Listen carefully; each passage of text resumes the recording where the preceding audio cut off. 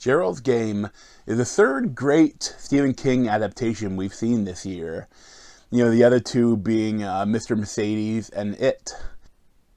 And this one was directed by Mike Flanagan, who's done some other great horror films. And it is now exclusively on Netflix. And if you have Netflix, you should get out there and see it immediately.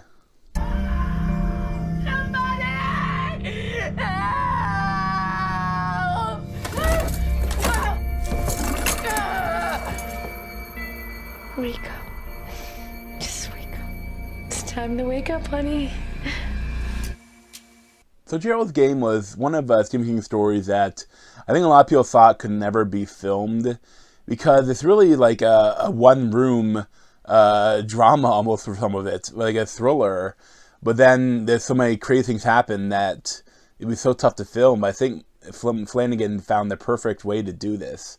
And he got some amazing actors to portray the two main characters. You know, Carla Gugino as Jessie, you know, the main woman, and Bruce Greenwald as Gerald, you know, the husband.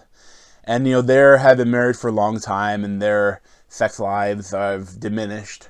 And, you know, they wanted to go out to the lake house and for a weekend of debauchery and, you know, kind of reclaim their marriage and try to, you know, work it out. And they say that Gerald might have a little bit of a rape fetish or a little bit of a control fetish.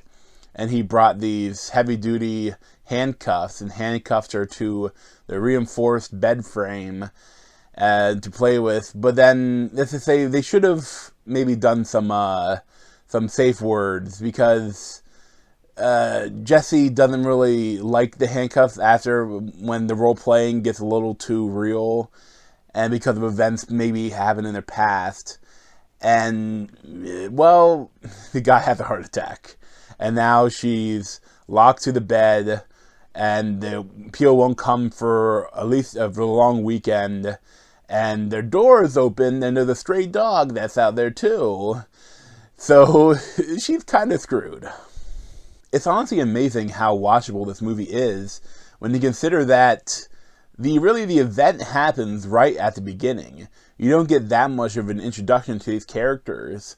So, I mean, almost the whole movie is, Carla Gugino, strapped to the bed. And, I mean, you think it'd be boring, you think it'd be, weird, but it is enthralling. Because how they did it is that, you know, she has these kind of like the devil and the angel on her shoulders. Or like, you know, kind of like the one part of her psyche which want to give up and just die. And the other part of psyche which wants to fight back and survive no matter what. And, you know, the weaker part of her psyche is played by her husband. And the stronger part of her psyche is played by herself. But more done up and looking perfect. Because now, of course, after a while, she's not looking her best strapped to the bed. And the movie is her having to survive while she tries to get out. And it gets even trickier because she may be losing her mind. Or, you know, she's getting dehydrated, she's so much stress. But there's something in the corner of the bedroom that comes at night. That, you know, the Moonlight Man, that may take her soul. And what they do with that is creepy. Like, it is really creepy. And I mean, they don't play it for jump scares. And there's like maybe like one jump scare. But I mean, it's okay. It's not that bad. I mean, it's a jump scare, but it's a good one because it's scary. But most of the other stuff is played for the creepiness. And it is creepy. And, you know, I love these, like, you get flashbacks of her, like, when she's dreaming, and you see, like the bad experience she had as a child. And it's done really well.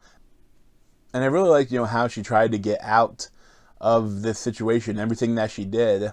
The only thing that I think I kind of question is she has her husband's phone is on, like, the side table.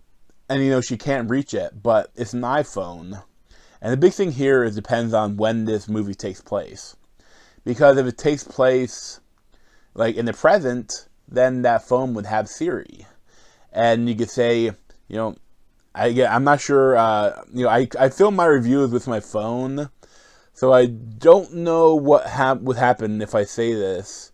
But, hey Siri, call 911. Okay, it looks like it looks like it's still filming. Okay, I wasn't sure what would happen if I said that while I was filming, but you think she would say that and have it call 911, but again you give a little leeway because maybe it's not. Maybe it was in before Siri was added to the iPhone. This movie was just so satisfying, even though when some things like towards the end can be incredibly brutal. But I mean, it is a really good movie. I absolutely loved it. I give it like a 9.5 out of 10. Like, I would highly recommend it. Like, I mean, it is, like I said, it is a little brutal, it is a little sexy, and it is a little, there's some horror into it that is a little scary. But I think if you can deal with that, I think everyone will really love it. And I hope that, Mike Flanagan keeps making movies like this because he is really good. But thanks for watching, and check out other review playlists around my head, or subscribe to me over here. Thanks.